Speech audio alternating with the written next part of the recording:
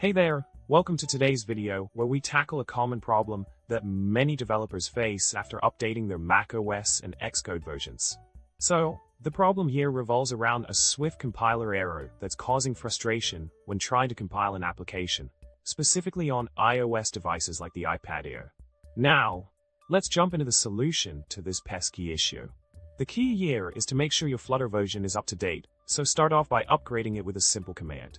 After that, run another command to ensure that all packages are updated with the most compatible versions for both Android and iOS. Finally, give your project a good cleanup and fetch the dependencies to wrap things up. This should help resolve the error on iOS, while Android might need a bit more tweaking.